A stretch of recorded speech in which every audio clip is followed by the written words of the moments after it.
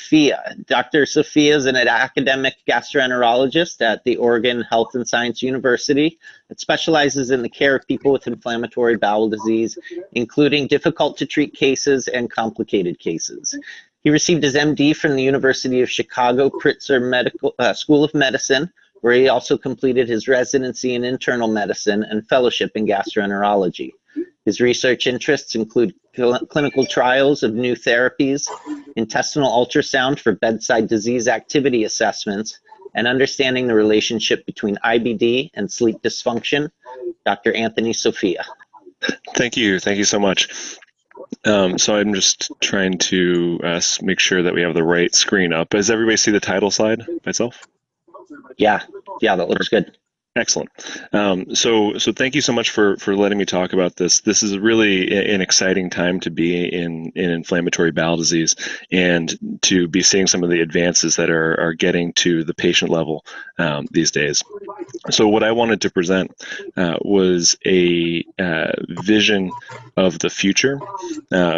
Being at the beginning of this decade, we can start to see how far we've come over the past several decades in terms of research advances and how this has affected people's lives, and get a sense of where things are going to go this decade. So the first thing that I want you to know is that we're changing the natural history of inflammatory bowel disease, and we're doing this by several different methods.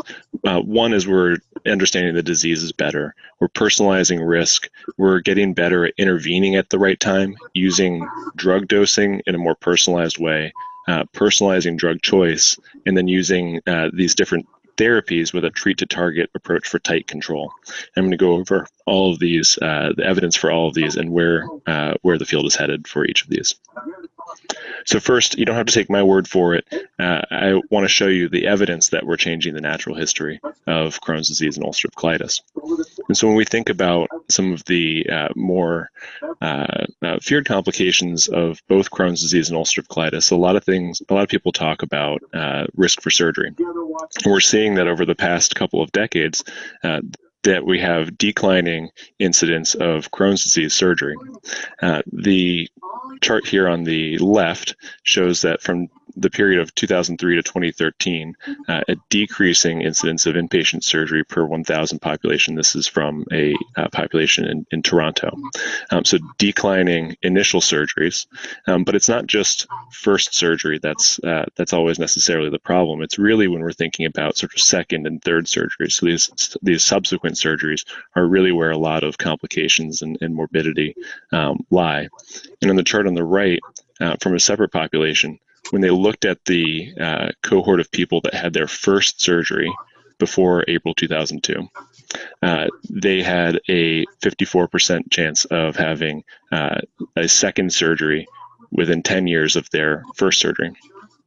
For the population that had their first surgery after 2002, you see that this 10-year risk has gone down to 40.9%. Now, 2002 was an awful long time ago, and we've gotten a lot better at treating post-operative Crohn's disease and preventing its occurrence. And so a lot of us expect to see this number decline further. But it's not just Crohn's disease that's seen advances. This is also happening in ulcerative colitis as well. So this is from the Northern California population at the Kaiser hospitals. If you look at the rate of colectomy during inpatient hospitalization from the era of 96 to 2004, about 20% of people during their initial hospitalization for ulcerative colitis ended up having a colectomy. Within a year, that number went up by another 10% to 30%. But if you look at subsequent eras, 2009 to 2010, 6.5%. And then more recently, 2015 to 2017, the rate of colectomy during initial hospitalization has gone down dramatically, as well as the risk for colectomy within 1 year. As Dr. Grunkmeyer was talking about, colon cancer is something that we are very attuned to as a risk for people with inflammation in their colon, both Crohn's disease and ulcerative colitis. And in population studies, we're seeing that colon cancer incidence is also going down. This is due to a lot of factors. We've been thinking a lot about how medications and effective inflammatory control have been contributing to this, but we also have better ways of screening and thinking about sort of precancerous changes in the colon. And then lastly, mortality risk is something that I think a lot of people think about. I don't know if everyone gets to sort of ask about this, but I think this is something important to make clear. If you look at these graphs, I want to really highlight this red line here in the chart on the left.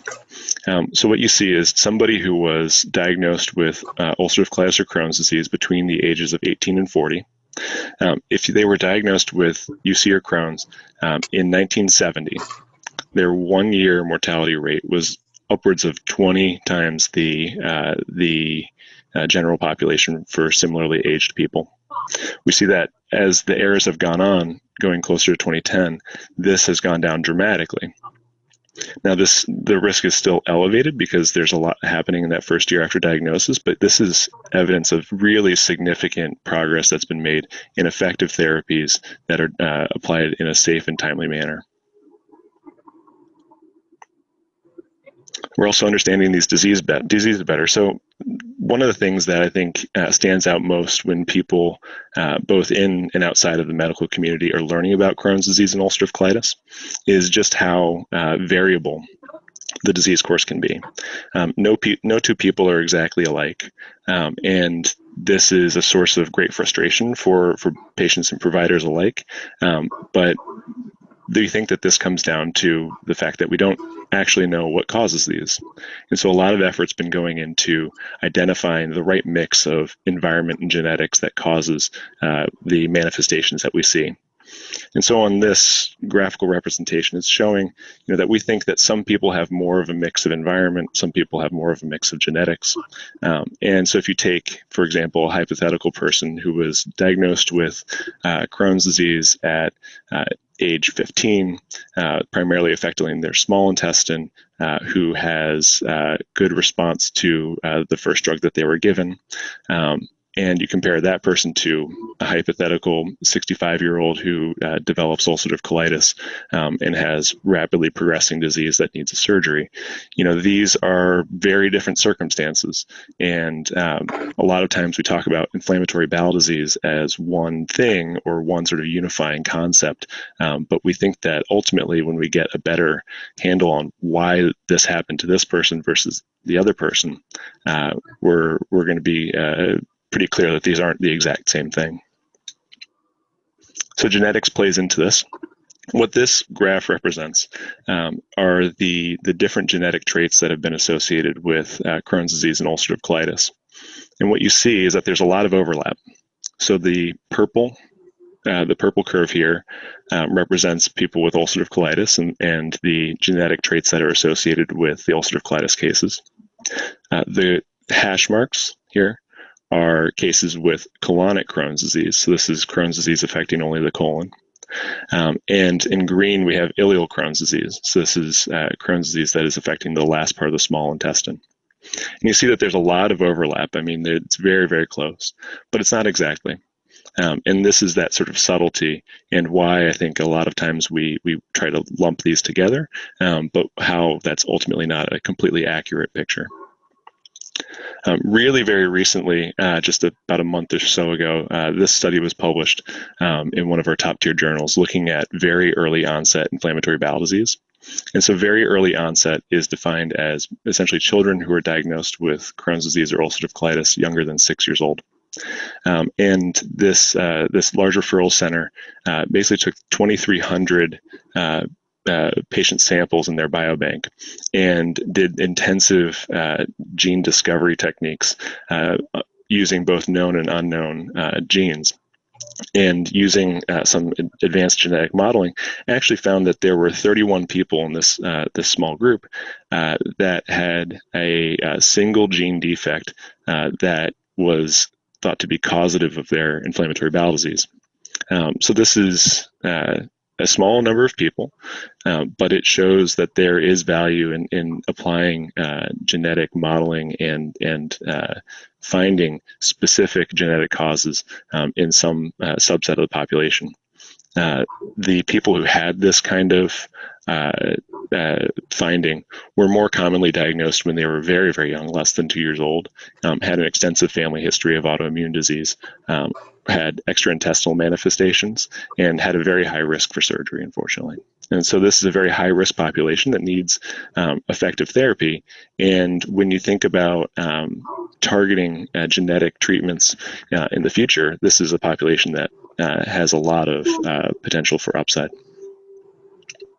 But we know it's not just genetics in Crohn's disease and ulcerative colitis. This study was looking at the microbiome of people with Crohn's disease and ulcerative colitis. And they compared the microbiome diversity to this group of healthy controls. So what this chart shows is that the healthy controls here in green are the reference. And people with ulcerative colitis are different from the people who have the healthy controls. People with colonic Crohn's disease are different as well. And people with ileal Crohn's disease, both before and after surgery, are different as well. But what's really interesting here is that it seems to sort of stratify. And so when we think of ulcerative colitis, it turns out that actually colonic Crohn's disease has a somewhat similar profile, a little bit more similar to ulcerative colitis really than people with ileal Crohn's disease, particularly after surgery. So this is starting to get at this sort of better phenotyping, better understanding of what we're exactly talking about when we say someone has colonic Crohn's disease or someone has ulcerative colitis, not just what it looks like, but why it's happening. From the etiology to clinical practice, we're better personalizing risk assessments these days as well. And so this is something that's made its way into our latest guidelines, both in Crohn's disease and ulcerative colitis. They've both been updated in the past 2 years. And one of the key highlights is defining both severity and prognosis, because they're similar, but they're not exactly the same. Severity comes down to severity of symptoms, severity of endoscopic activity, so how bad or good it looks on colonoscopy. But prognosis really deals with factors that are predictive of a benign or really severe virulent disease course. Those poor prognostic factors in ulcerative colitis include a younger age of diagnosis, extensive colitis, so that's colitis that extends beyond the splenic flexure, severe endoscopic disease, so how bad it looks on colonoscopy, people who have been hospitalized for their colitis or have a low serum albumin, so that's a protein marker in the blood, or an elevated C-reactive protein. For Crohn's disease, similarly, a young age of diagnosis is a risk factor for future problems. And so young for Crohn's disease is under the age of 18. Extensive bowel involvement. Ileal or ileocolonic involvement, we know has a higher risk for complications. Perianal disease is something we take very seriously. Severe rectal disease is related to the perianal disease, but in its own right is a significant problem, as well as any kind of complications suggesting that this is something that's advanced beyond inflammation.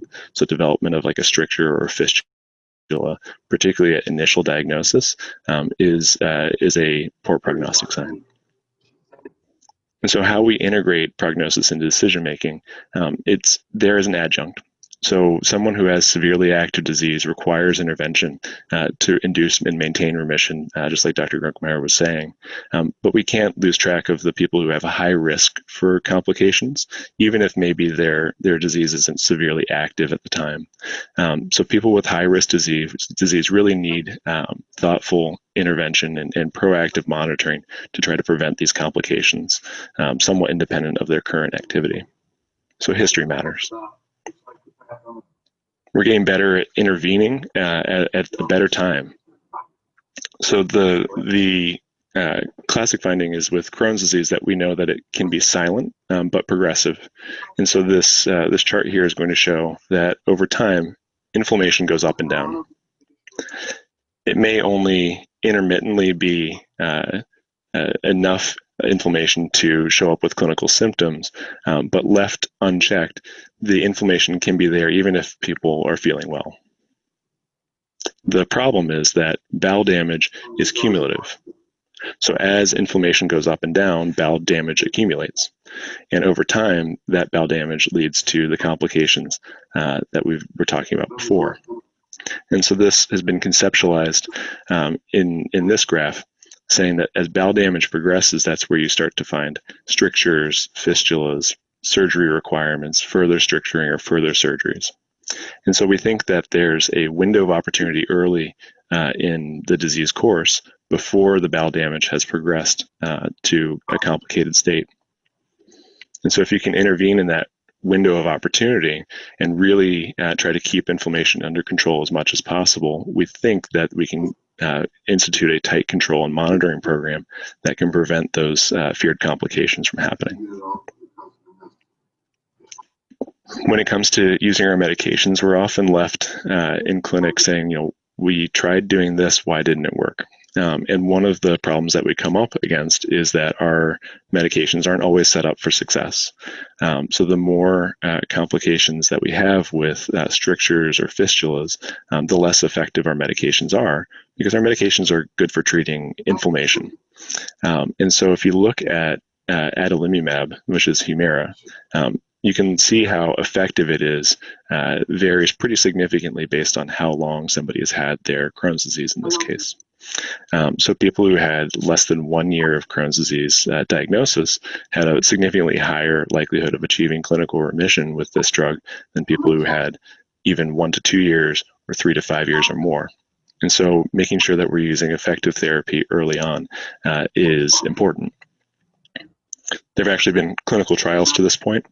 And in this clinical trial, this was looking at what they called early combined immune suppression, but really that's a stand-in for early effective therapy. In this case, it was infliximab with azathioprine, but the particular choice of medication isn't something that's exactly set. It's more so about the concept. And so what happened here was that people who were diagnosed with Crohn's disease were randomized to either having to start at maybe less effective therapy initially, which included steroids and immunomodulators as monotherapy, and then to step up over time to infliximab if they quote unquote needed it, versus people who started with infliximab and azathioprine right off the bat. On the chart on your left, you see that the people who got this early combined immune suppression or early effective therapy achieved clinical remission at a higher rate earlier. You also see that these people need less steroids. And so the early combined or early effective therapy group here in green really didn't require very much in the terms of steroids compared to the people who had this step-up therapy that really required a lot of steroids up front. And ultimately, these two graphs seem to converge. And what's really happening here is that the people in purple were stepping up therapy, and essentially by this time get to be on about the same therapy that this person was on already. And so all this space here where people are on steroids, to me represents sort of a missed opportunity, because we know that steroids are associated with worse outcomes. And if we can get people on early effective therapy sooner, we can hopefully prevent some of the complications that come from this. We know that this is effective not just in concept, but in practice. This is a similar trial that was also looking at risk for hospitalization, surgery, or other serious complication. The group in red used that step-up therapy where people had to, quote-unquote, earn a more intensive or more effective therapy, whereas this early combined or early effective therapy group had a lower risk for hospitalizations or surgeries. So it's not just intervening on a sooner level or more quickly, but also being smarter with our drug dosing and how we use our medications. So one of the things that I know everyone is concerned about with infliximab is that people can develop antibodies to the drug. This is a feature of how it was manufactured, and really because it was our first effective biologic treatment for people with Crohn's disease and ulcerative colitis. The manufacturing process has been updated since then for subsequent drugs, but we know that this drug can provoke an immune response that leads to antibodies to the drug that ultimately leads to loss of response to the drug. So even though it can be very effective, it's traditionally been hard to keep people on the drug even if they're feeling well. And so this study was looking at people who were on infliximab and adalimumab, and they compared people who were just on these drugs by themselves for the Crohn's disease or ulcerative colitis to the people who were on those drugs with an immunomodulator. In this case, this was usually azathioprine, but could also be methotrexate. And you see that the people who were just on infliximab by itself had a very high rate of developing antibodies against the drug. Whereas if they were on immunomodulators, the risk for this was significantly less. Same thing is seen in adalimumab, but to a lesser degree. So this idea that if we want to use our medications effectively and really get the most effect out of them and preserve what we have, using an immunomodulator in combination with infliximab or adalimumab should be a high consideration for people. But it's not just actually the presence or absence of an immunomodulator. We actually think that there are some people who are genetically predisposed to developing antibodies to infliximab. And so this is a study that actually came out about 2 months ago, looking at a particular genetic profile, HLA-DQ-A1*05. The particular gene in itself isn't important, but the concept here shows very clearly that people who have this genetic profile have a much higher rate of developing antibodies to the drug. And so these are the people who have no copies of that genetic allele compared to the people who have 1 or 2 copies of this. And you see that these people lose response from anti-drug antibodies at a higher rate. So this is something that's probably going to be coming out into clinical practice. I know a few centers have interest in using this and studying this in a prospective way. But it's not just thinking about how to use our medications to prevent antibodies, but it's also making sure that we're being proactive with our drug dosing. And so this is a study looking at adalimumab dosing in children with Crohn's disease, comparing people who had proactive drug dose intensification versus reactive. And so what happens in proactive drug dosing is that regardless of whether the medication seems like it's being effective or not, a drug level is being checked. In this case, it was happening at week 4. And when people then seemed to have maybe inadequate levels, even if it seemed like things were going well symptomatically, but they had inactive levels, they had a dose intensification. The people who were not responding well either had dose intensification or they had their drug level checked. And so this proactive monitoring of drug levels to try to induce and maintain remission better is something that we're very interested in, and something that we think really can be useful for getting started on the right foot for different treatments. A lot of people like to ask, well, how do you know which drug I should be on, and why this drug or why that drug? And so we're getting better at personalizing therapy as well. This study was looking at a blood marker called TREM1, and by measuring the TREM1 level in people and following their response to anti-TNF medications, so this is generally infliximab or adalimumab, you could see that low TREM1 predicts good response to anti-TNF medications. And so this is something that we're expecting will be integrated into some clinical decision making, definitely within this decade, I think, probably sooner than many of us think even. But we don't have to think about necessarily fancy blood tests to start to make decisions about whether someone might be more likely to respond to one drug or another. There were clinical decision tools derived for vedolizumab, both for Crohn's disease and for ulcerative colitis. And these are sort of scoring systems based on clinical circumstances, both in terms of history and in terms of standard blood tests, looking at who's going to be more likely to have good response to this drug.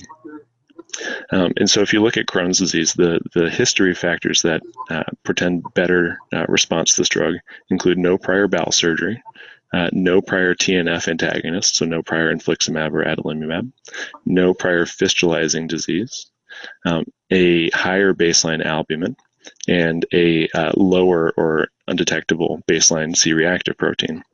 And if you sum up the total score and it's over 20 points, then the people who fit that criteria are more likely to have a faster onset, more likely to have a positive response with clinical remission and mucosal healing. And it's not just with Crohn's disease, but it's also with ulcerative colitis. The factors that were significant for ulcerative colitis include disease duration of at least 2 years, no prior TNF antagonist, a baseline endoscopy with more moderate activity, and a higher baseline albumin. Okay. And so people who have a total of less than 26 are honestly unlikely to respond to the medication. It doesn't mean that it's not worth trying, but it's something that should raise the suspicion for looking for maybe alternative ways to treat this. People who have increasing scores have more likely to have faster onset and clinical remission compared to those that are less than 26. And lastly, there's a emerging medication that Dr. Runkmeyer mentioned called etrolizumab that's not yet approved for Crohn's disease or ulcerative colitis, but is in its phase 3 clinical trials. And from their phase 2 clinical trials, they were looking at expression of a biomarker called alpha E. And what they saw is that response, both in terms of clinical remission and in terms of endoscopic remission, varied based on whether someone expressed high amounts of alpha E or not. And so then this is something that we're expecting to have come into the clinical decision making for the drug, thinking that if you can find somebody who has high alpha E, then this might be a more reasonable medication to consider than someone that might have low alpha E. And then lastly, there's this concept of treat to target. And so this is the cycle that we try to implement when we're talking about medications and how we're using them. This starts with the initial treatment, whatever is decided based on shared decision making.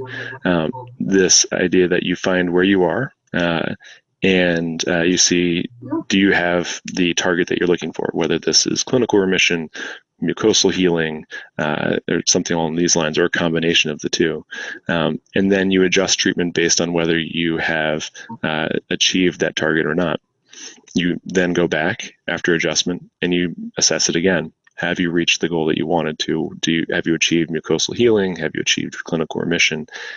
If you have, then you just continue monitoring and making sure that you are as good as you think you are. But if you aren't, then you need to go back and cycle back and adjust treatment again and repeat the cycle. This has been studied in a large randomized controlled trial. This was using adalimumab, but the concept was really what was being studied. So standard care included looking at clinical signs, so symptoms, standard blood tests like C-reactive protein, and whether or not somebody was on steroids. And if anybody had continued clinical symptoms or had an elevated C-reactive protein or were still on steroids, they had a change in their therapy, usually a dose adjustment or an increase in dose or adding azathioprine or methotrexate. But this was compared to essentially doing the same thing plus adding an objective sign of disease activity, namely calprotectin. And so what you see is that this treat-to-target approach, using a combination of symptoms and clinical markers in terms of steroid requirements, but also integrating calprotectin into the decision-making, led to more people achieving steroid-free clinical remission earlier and maintaining that at a higher rate over the course of the subsequent year. One of the similar sort of models for treat-to-target approach is post-operative Crohn's disease. So we know that it's been very, very reliable that even after you resect the entire inflamed segment in someone who has Crohn's disease tends to come back at that segment, right where it was put back together. And the appearance of the surgical connection on colonoscopy at 1 year after the surgery reliably predicts clinical outcomes. And so this chart you see on the right is from a paper from 30 years ago now. And you see that if you do a colonoscopy a year after somebody's had a surgery for Crohn's disease and there is no active inflammation or very minimal active inflammation at that site, the likelihood is that that person is going to stay well for a long time afterwards. Conversely, though, if somebody has a lot of inflammation at 1 year after their surgery, regardless of whether they're symptomatic or not, at that time, this portends more poorly for poor clinical outcomes. And so the idea here is, can we prevent people from going down this path by looking at the appearance of their that surgical connection early on before people have a chance to develop complications? And this was something that was studied in Australia, looking at this standard of care for just treating people symptomatically after their surgery versus proactive care, which included a colonoscopy at 6 months after their surgery and a risk-based adjustment of medications. And what you can see is that the people who had standard care had more endoscopic recurrence compared to the people who had a proactive colonoscopy 6 months after their surgery. The people who had a proactive colonoscopy 6 months after their surgery also had less clinical recurrence at 18 months. And so we know that by doing an early colonoscopy, by adjusting medications before people get symptomatic, we can prevent really significant disease-related outcomes here. And lastly, I'm actually going to show a graph that Dr. Grunkmeyer did as well. This is our concept for the inflammatory cascade of people who have Crohn's disease and ulcerative colitis. And this is where some of our newer therapies are coming. I'm not going to spend too much time on it because this is sort of a moving target, and there's a lot that hasn't been settled. But there are a few areas of great interest. So this pathway, called the Janus kinase pathway, or JAK, is a target that has numerous agents in investigation and one that's already approved. So some of you may have heard about tofacitinib or Xeljanz being approved for ulcerative colitis, but there are others of that same class that are in investigation for both Crohn's disease and ulcerative colitis. This is an oral therapy, and we are expecting that this is going to be a really important driver of some of our changing models for clinical decision making in this coming decade. Similarly, this S1P pathway has multiple agents under investigation. The one furthest along is ozanimod, which is in phase 3 trials now for both Crohn's disease and ulcerative colitis. And so we're expecting to hear more about whether this is something that is clinically effective in large randomized trials. We also have integrins, and so this is most commonly known as the target for vedolizumab, but vedolizumab, which is approved for Crohn's disease and ulcerative colitis, isn't the only one in this pathway. I mentioned etrolizumab, which is in phase 3 trials, and we're awaiting the final results from those studies, as well as a few other medications that are looking at this pathway. And lastly, there's a lot of interest in microbial therapies. A lot of what we've been focusing on treatment-wise has been trying to adjust what people's bodies bring to the table when it comes to inflammation. But we've had a lot of difficulty with taking our microbial studies and turning those into intervenable targets. But this is starting to happen. There are a number of phase 2 clinical trials looking at microbial therapies, primarily for ulcerative colitis. And this is an area that I think if we do this talk again in 10 years, we're going to have a lot to talk about. There's going to be, I think, a lot of excitement in this coming decade regarding microbial therapies. And so I wanted to finish by thinking about, what might be coming this coming decade.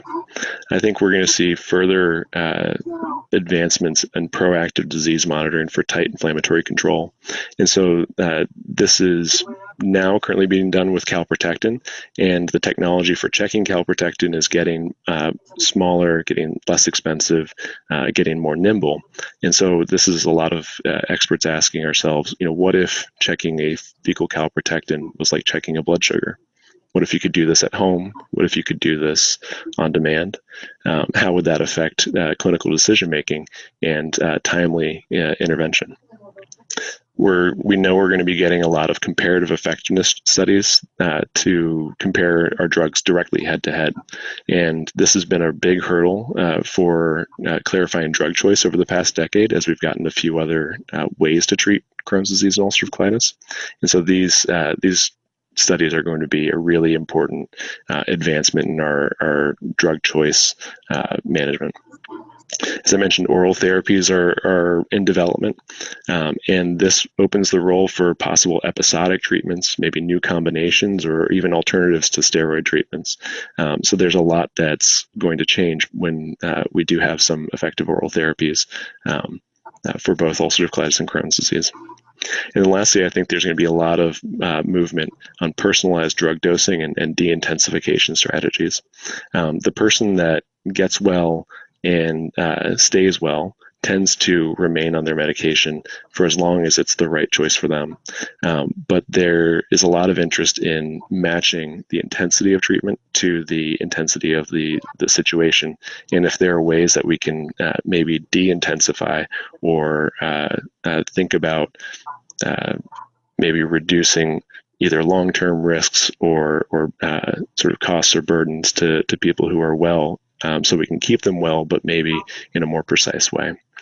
So I think this is all going to be coming out in the next 5 to 10 years. It's really exciting time, and I think there's a lot of hope for the future based on just how far we've come and where I think we're going to be going. And with that, I'll open up to questions.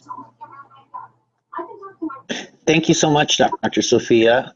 We just have one question. Sure. One question, excuse me. What options remain for a young person who's tried several biologic therapies but had extreme allergies and or intolerances to the drugs to the point where they had to stop them? Yeah. So the short answer is that it honestly, it totally depends. There is a lot of, I think, inherited dogma when it comes to our biologic medications. And so sometimes things that have been perceived of as black and white maybe aren't quite so. And so, for example, there are a lot of people who have previously been exposed to infliximab, and whether they have had either loss of response or they didn't respond to the medication when they tried it maybe 10 years ago, does that mean that the drug is never ever again an option for them? And that's probably not the case. We know that we can safely reinitiate some of our medications without inviting things like drug reactions or hypersensitivity reactions, which is what really drove a lot of decision making 10, 15 years ago. So when people are quote unquote sort of running out of options, the history really matters. Sort of what exactly happened, why did it happen, is there some way that we can either mitigate or better understand what happened at that time? When it comes to allergies, it also kind of depends on the mechanism, and there's a lot of interest in whether there are things that can be sensitized to within the IV or injection medications that aren't necessarily the medication